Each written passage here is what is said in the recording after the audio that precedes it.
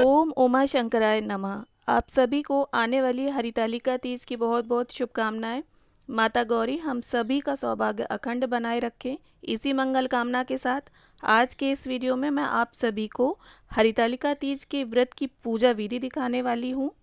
हरितालिका तीज का व्रत भाद्रपद मास के यानी भादों के महीने के शुक्ल पक्ष की तृतीया की तिथि को रखा जाता है। इसे गौरी तृतीया व्रत भी कहते हैं। और केवल हरितालिका तीज का व्रत एक ऐसा व्रत है जो आजीवन रखा जाता है, कभी भी छोड़ा नहीं जा सकता। और यह व्रत निर्जल रहकर किया जाता है, अर्थात पूरा दिन एवं रात व्रत रहना होता है बिना कुछ खाए पिए, और अगले सूर्योदय तक जल भी ग्रहण नहीं किया जा सकता। और इस व्रत को कुंवारी कन्याएं और सौभाग्यवती महिलाएं दोनों रख सकते हैं। कुंवारी कन्याएं अच्छे घर वर की प्राप्ति हेतु इस व्रत को रखते हैं, और सौभाग्यवती महिलाएं अपने पति की दीर्घायु, अच्छे स्वास्थ्य और जीवन में उन्नति के लिए इस व्रत को करती हैं। तो चलिए अब हम पूजा विधि देख लेते हैं। देखिए, ये जो पूजन है हमें शाम के समय यानी प्रदोष काल में करना होता है, मेन जो पूजन होता है। और ये देखिए, यहाँ पर मैंने चौकी लगा ली है, और ये जो फुलेरा होता है ये बहुत ज़रूरी होता है इस पूजन में। आप ओरिजिनल फूलों का भी लगा सकते हैं।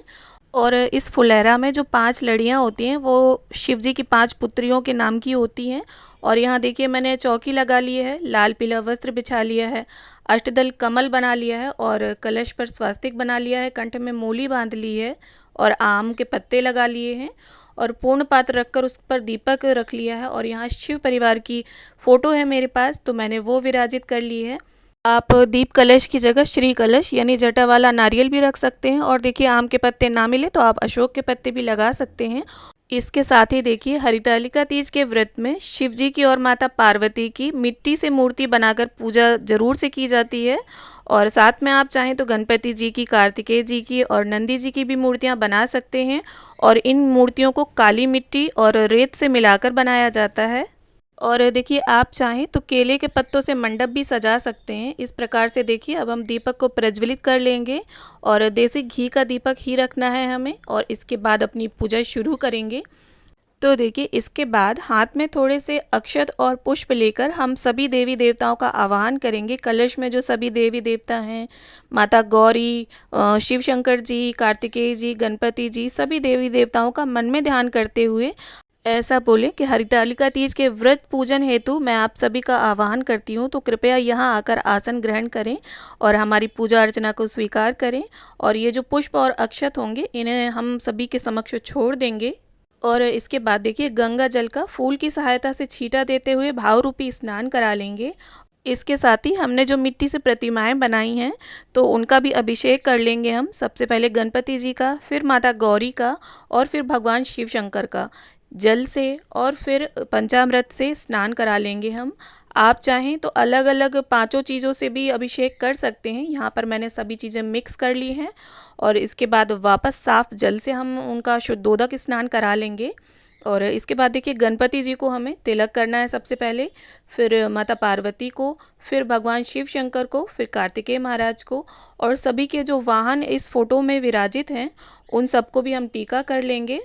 तो इस प्रकार से चंदन, रोली, अक्षत समर्पित करते हुए हम पूजन कर लेंगे।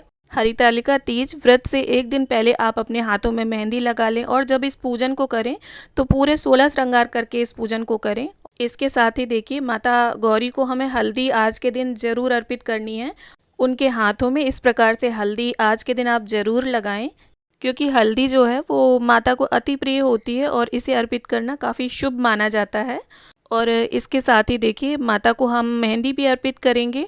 और मेहंदी की जो कीप होगी उसका ध्यान रखें, नई होनी चाहिए, यूज़ की हुई नहीं होनी चाहिए। कोई भी सामग्री जो भी आप माता को चढ़ाएं, बिना यूज़ किया हुआ नया चढ़ाना चाहिए।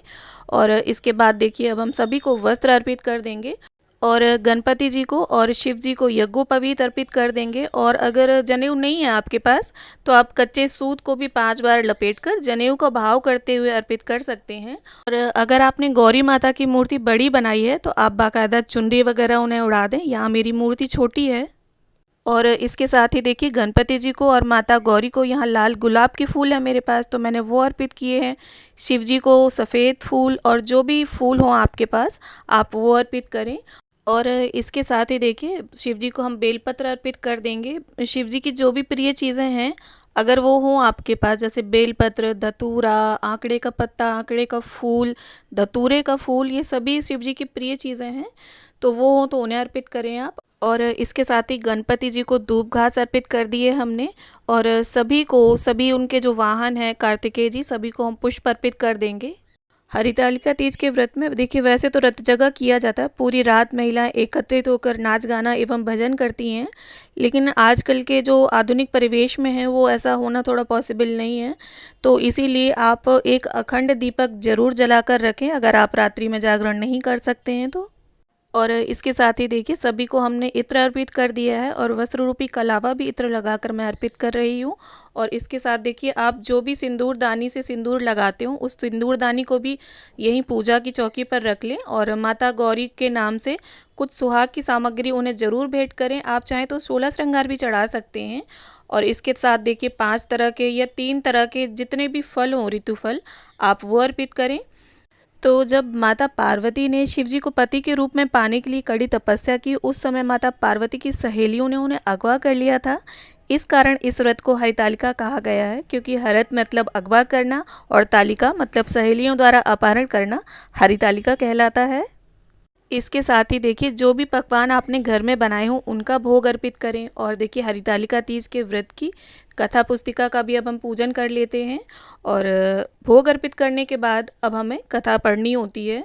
तो इस प्रकार से अपने दाहिने हाथ में पुष्प लेकर या थोड़े से अक्षत लेकर हम हरितालिका तीज के व्रत की कथा पढ़ लेंगे। तो देखिए इस पूजन को सभी परिवार के लोग मिलकर करें तो बहुत अच्छी बात है। सभी भजन करें, साथ में कीर्तन करें, और अगर ज़्यादा कोई नहीं बैठ सकता है तो आप अपने पति को इस पूजन में ज़रूर सम्मिलित करें, क्योंकि ये व्रत पूजन आप उन्हीं के लिए ही कर रही हैं। और देखिए होता तो ऐसा है कि अगर किसी कारणवश हरितालिका तीज का व्रत कोई नहीं रख पाता है महिला, तो पति उसकी जगह पर व्रत रख लेता है। और देखिए इस व्रत में 4 पहर की पूजा का विधान होता है, और पूजन करते समय आप मंत्रोच्चारण जरूर करते रहें, जैसे ओम गौरी शंकराय नमः या ओम उमाय नमः, इस तरह से। और इसके बाद देखिए अब हम आरती कर लेंगे सभी की प्रेम पूर्वक, गणपति जी की, माता गौरी की, भगवान शिव शंकर की, और सभी देवी देवताओं की जो हमने कलश में विराजित किए हैं।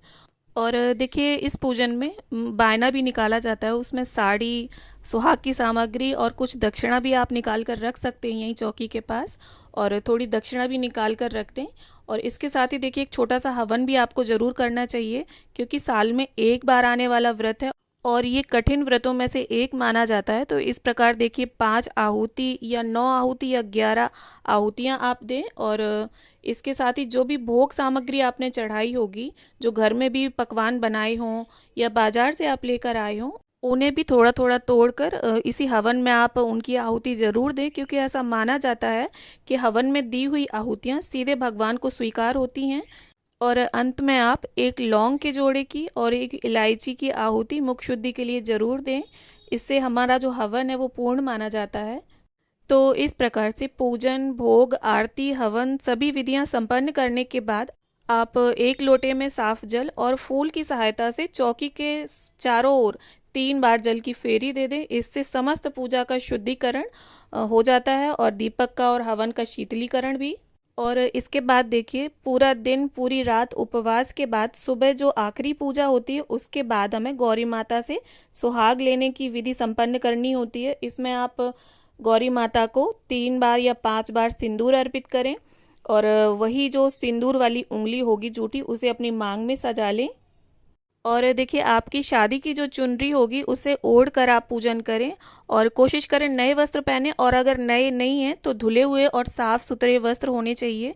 और सभी वस्त्रों में गंगा जल छिड़क लें, और देखिए चुनरी की सहायता से इस प्रकार से हमें गौरी माता से सुहाग लेना होता है। और इसके बाद देखिए हम गौरी माता से, भगवान शिव शंकर से, गणपति जी से, सभी से क्षमा याचना कर लेंगे, और माता गौरी से अपने सुहाग में वृद्धि की कामना कर लेंगे। इसके साथ ही देखिए इस प्रकार से हमारा पूजन संपन्न हो जाता है। उम्मीद करती हूँ वीडियो आप सभी को ज़रूर पसंद आएगा। वीडियो अगर अच्छा लगे तो इसे लाइक करें, शेयर करें, और चैनल को सब्सक्राइब ज़रूर कर लें इसी तरह के अन्य वीडियोज़ देखने के लिए।